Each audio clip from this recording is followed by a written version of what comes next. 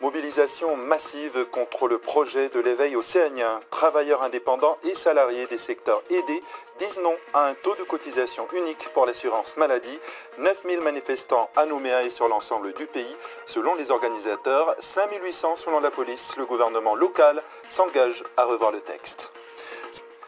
De très nombreux Calédoniens ont pris part ce matin à la manifestation contre le projet de réforme du RUAM voulu par l'éveil océanien. 9000 selon les organisateurs sur l'ensemble du territoire, 5800 selon les forces de l'ordre.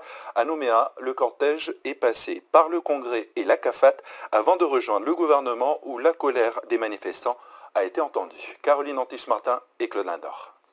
Ce qu'on a obtenu, c'est que le gouvernement reprenne ce texte. Ils n'ont pas encore obtenu le retrait du texte, mais viennent de remporter une bataille. Face à la mobilisation des Calédoniens, le gouvernement, par la voix de Yannick Slamette, Isabelle Chamorro et Christopher Gigès, accepte de se réunir en collégialité pour reprendre la main sur la réforme du RUAM. Il y a très clairement une position sur la table de la part du Palika et des loyalistes de dire que maintenant le gouvernement doit reprendre ce texte. Le Rassemblement et Calédoniens ensemble l'a déjà dit, donc aujourd'hui la collégialité doit se prononcer officiellement. Les choses avancent positivement, mais je crois qu'il faut sortir de ce conflit et qu'on puisse avancer vers un texte consensuel sur un sujet qui est compliqué. L'épilogue d'une longue matinée de mobilisation, elle débute à 8 h devant le mémorial américain.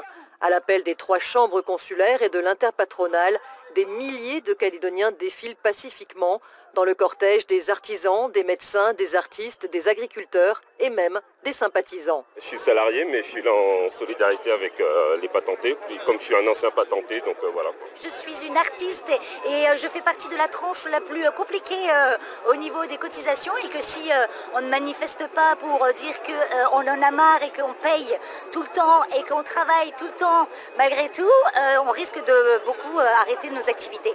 On en est là parce qu'on a une augmentation qui va nous serrer jusqu'au cou. Je suis coiffeuse et je viens participer justement parce que le soutien moral est décisif, parce que je pense qu'on prend conscience que nos entreprises vont pas tenir le coup. Première halte, le Congrès où le projet de loi doit être examiné dans les semaines à venir. Rocco Amitan reçoit une délégation mais se dit impuissant à retirer le texte. Retrait du texte!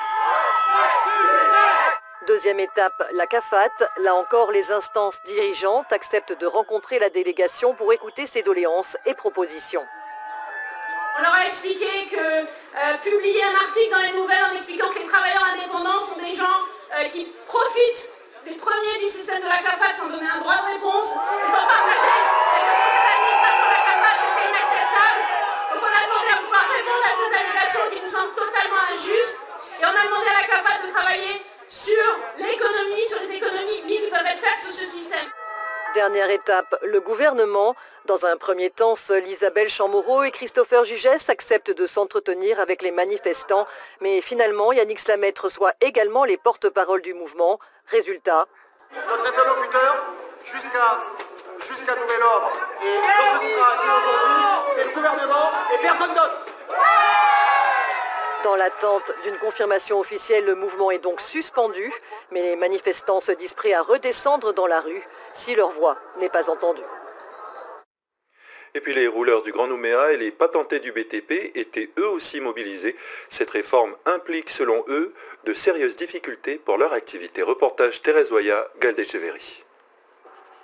Difficile de ne pas les voir. Ce matin, le syndicat des rouleurs et du BTP a aussi voulu marquer son opposition à la réforme du RUAM en positionnant une 50aine de camions à l'entrée de la ville. Les manifestants se disent très affectés par la vie chère qui se répercute sur leur activité, comme l'augmentation du prix des pièces détachées ou encore celle sur le carburant. Alors une augmentation du taux de cotisation à la caisse d'assurance maladie, c'est selon eux intenable. Cette hausse de cotisation, on va fermer nos sociétés. Déjà, on a du mal à payer nos cotisations, c'est pas pour nous rajouter encore des taxes. Le syndicat indique qu'au vu de la conjoncture actuelle, retirer le texte est ce qu'il y a de mieux à faire, car le risque de ne plus pouvoir s'acquitter des cotisations est réel. Pour cette raison, il estime qu'il faut plus qu'une manifestation. Mon souhait, c'était de réunir les gros acteurs économiques comme les syndicats patronaux, les syndicats des commerçants, les syndicats des pharmaciens qui, eux, c'est eux les gros portefeuilles de l'économie du pays. soient solidaires avec nous, mais pas pour une marche, pour se mobiliser le temps qu'il faudra pour que cette réforme ne passe pas. Si c'est pour marcher 2 heures, tout le monde est capable de marcher 2 heures, mais on sait très bien qu'en Calédonie, les marches, ça aboutit à rien. En raison de sa demande jugée tardive, le syndicat n'a pas été autorisé par le Haut-Commissariat à défiler en ville. Seuls 5 camions ont pu être positionnés à proximité du gouvernement. Le syndicat ne compte pas en rester là, il envisage même de durcir son mouvement. Et direction le Nord, 6000 patentés en province Nord sont concernés par la réforme du RUAM. Nous rejoignons Nathan Pouauteta et Brice Bachon en direct de notre studio Jimmy Olepan à Koné. Bonsoir Nathan, comment s'est déroulée la mobilisation ? Bonsoir Steven. Dans le Nord, la mobilisation des opposants à la réforme du RUAM a beaucoup rassemblé. De l'autre côté de la Konetiwaka à Pointe-Dimier, une 50aine de personnes ont soutenu le mouvement. Ici, ce matin à Koné, nous avons pu recueillir le témoignage de ceux que l'on appelle sobrement les patentés. Rappelons que la brousse reste un territoire propice à l'auto-entrepreneuriat et étant souvent une des seules sources et alternatives de développement économique. Reportage réalisé avec Brice Bachon.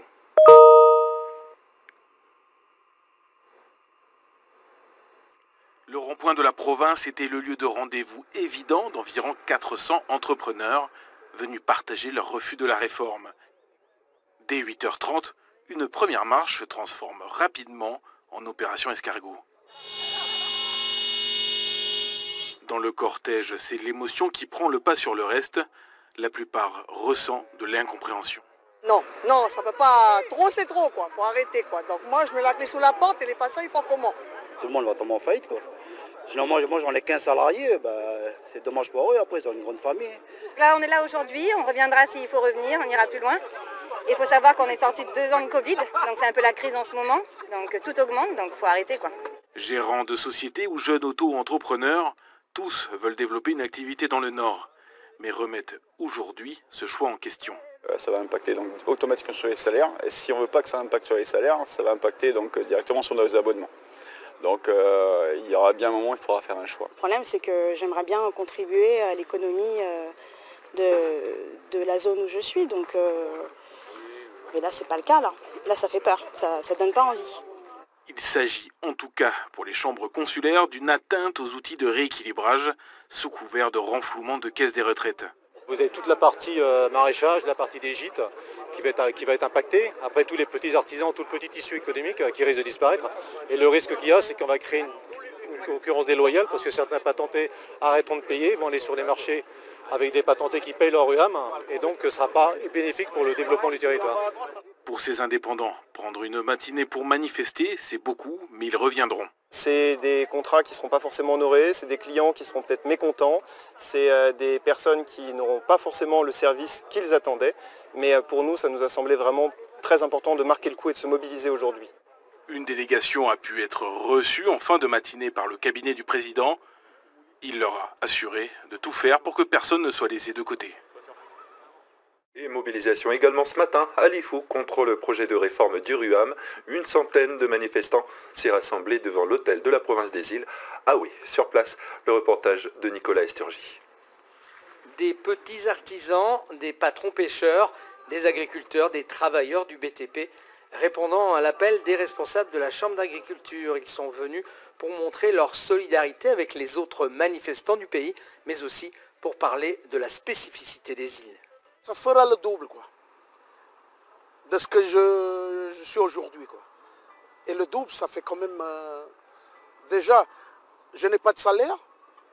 Mon salaire, c'est suivant que je plante, c'est tout. Je suis actuellement dans le bureau du président. Les négociations sur Nouméa sont suivies à distance, minute par minute. La plupart regrettent le manque de dialogue pour la mise en place de cette réforme. Il y a une concertation qui doit être faite et que tout le monde puisse s'y trouver à l'intérieur. Parce que moi, ce que j'ai peur demain, c'est que, par exemple, nous ici, je parle au niveau de l'IFO, les artisans risquent de ne plus cotiser. La nouvelle tombe, le gouvernement reprend le texte. Satisfaction pour les patentés de l'IFO. Leur mobilisation, même faible, a contribué à cette avancée.